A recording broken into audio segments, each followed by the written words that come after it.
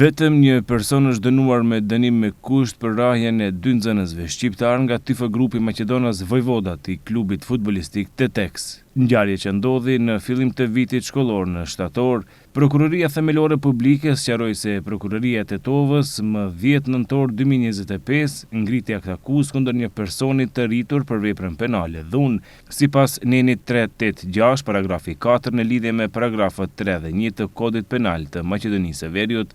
Më 17 shkurt 2026, Gjykata Themelore e Tetovës mori vendim me të cilin shqiptoi dënim me kusht ndaj të cilit prokuroria tashmë ka paraqitur ankesë, than nga prokuroria. Nga prokuroria gjithashtu sqaruan se për fëmijët është marrë vendim për hedhjen poshtë të kallëzimit penal. Pas ankesës së të dëmtuarve në përputhje me ligjin për drejtësi për fëmijë, Këshilli për Fëmijën e Gjykatën Themelore në Tetovë më 13 shkurt 2026 e hodhi poshtë ankesën dhe e konfirmoi vendimin, than nga prokuroria publike.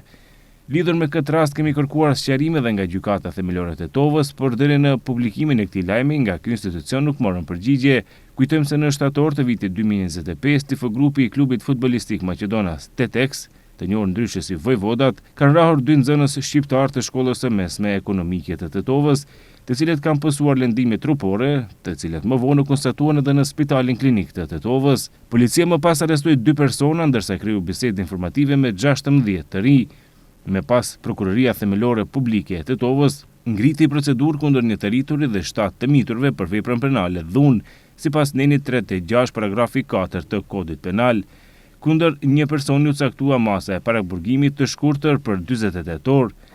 Nga viti 2021 deri në vitin 2026, në sektorin për punë të brendshme të Tetovës janë regjistruar gjithsej 8 raste që kanë të bëjnë me gjuhë të urrejtjes.